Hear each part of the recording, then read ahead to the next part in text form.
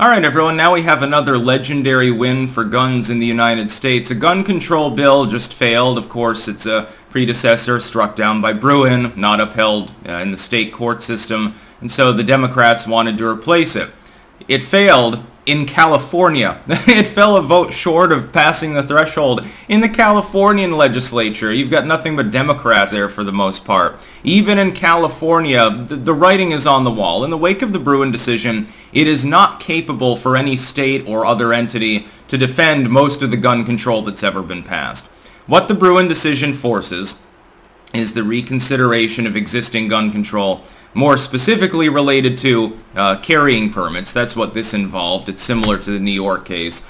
More expansively, magazine restrictions, attachment restrictions, suppressors, things of that nature. More broadly, in light of historical precedent. The problem for the anti-gunners is that there is no historical precedent prior to the Cruikshank decision that doesn't involve territorial governments that aren't fully incepted states. So before 1876 or thereabouts, you have literally nothing for almost the first 100 years of the United States. Everybody who was alive during the time of the Constitution being penned was dead, effectively, before that era. There may have been a few people that managed to be 100 years old that would have remembered Thomas Jefferson, who died in the 1820s, by the way, half a century prior to the Cruikshank era. And then, unfortunately, for the anti-gunners, you have another problem. And this is why these bills keep failing. Outside of New York, New York's draconian bill, they managed to ram it through. And I think even Maryland and Massachusetts dropped the issue. Very quietly, they're like, oh, well, we'll respect the Bruin decision. I'm sorry, people, there's nothing we can do about it. Your kids may be shot, but it's out of our hands. Very big deflection game there. California and New York didn't get the memo. The other problem is that, and this is actually pertinent to some of these cases, knockoffs of Cruikshank specifically designed to disarm people of black or other non-white heritages actually comes into play. They're actually attempting to use various laws that were incepted at that time to try to disarm people. In some cases, it's not even really necessarily true that it involved U.S. citizens being disarmed. Of course, originally, in the old days, you're talking in 1812 or some shit like that, getting to be a fully incepted citizen of the United States entailed being of European heritage. Or a freed black individual, but you couldn't vote. You didn't really get covered the same way by the Constitution. During that era, citizenship was treated differently. Under what auspices, therefore, can you defend any gun control in the United States?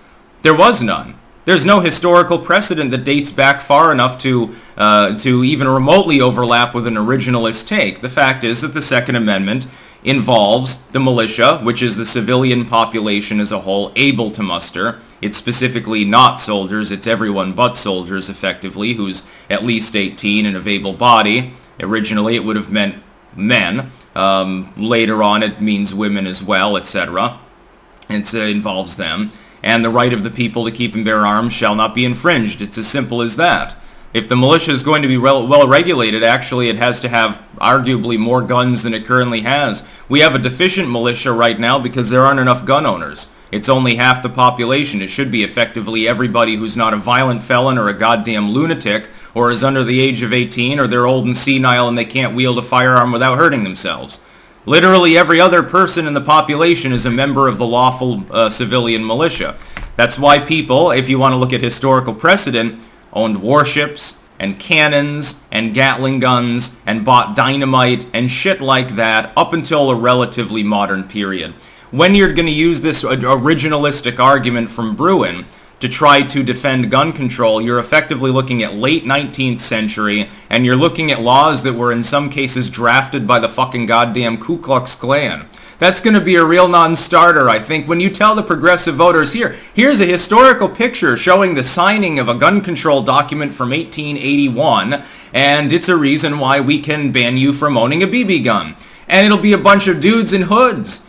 It'll be a bunch of neo-Confederates hiding their faces under hoods, and there'll be black people hanging from the trees behind them. I'm sure that such pictures actually exist. Yeah, we signed this document in this man's blood to show the purity of our Christian spirit. You're going to see shit like that. Oddly enough, they don't seem to understand that that's not a great way optically to defend gun control either. It's going to fall flat in the courts. I mean, that's not historical precedent. It comes from 100 years after the signing of the Constitution in most cases. It lines up pretty well. It's like, I think, an 85-year period, roughly. So it's not really originalist. And then it's all based on ethnicity for the first 20 or 30 years for the most part. Other than that, there was no meaningful attempt to disarm any white person up until the 1920s and 30s. That's when you get the first more broad gun control in the United States, generally speaking. At the time, the idea as well, here's the other thing. The idea of applying the kind of laws that would be pragmatic in the inner city, in a place like New York or California, to Wyoming or rural Vermont or something like that also doesn't make sense. And this is the other way in which the Democrats have been losing. They don't seem to understand that a person who is in Los Angeles doesn't care about grizzly bears, doesn't see them as a threat, and doesn't understand why they would need more than 5 bullets at a time or something. Somebody living out in the hinterlands, out in the Rockies, may have that to fear. It's not even, they're not worried about carjackers or burglars or something because they have no other homes near them for the next 5 miles. They're worried about Mama Grizzly Bear wandering onto their property and massacring their children. Or they're worried about catamounts or wolves or something like that. It's a little bit different. And the Democrats have this top-down hierarchical centrality problem where they look at the country as basically being a handful of cities and a couple of densely packed blue state areas, and everyone else can go to hell and should live exactly like them with avocado toast and Soylent. And they just don't have it. When they go into the general store, they're not finding avocado toast. They don't have a Starbucks in their one-horse town. But they have a lot of guns, and not without good reason. About you living in Alaska. Oh, you don't need a high-caliber rifle. No, just I know a Kodiak bear just wandered onto your property, all 1,500 fucking pounds of it or some crazy shit, and literally ripped your outhouse apart, and now is vomiting shit all over your yard. Well, you go out there with your Glock. We'll give you a 22. Why don't you just use an air gun like one of those Europeans? Totally apples to oranges. I know I wax a bit hyperbolic, but, you get the understanding. If a gun control bill of this kind can't make it in California, that leaves you New York and maybe Washington State and like Chicago in that area, maybe Illinois by design they're from, and like Hawaii and Delaware, a very small number of places. If California is breaking 50-50 on the issue post-Bruin, oh boy, what a rebuke of gun control. That's about all. Peace out.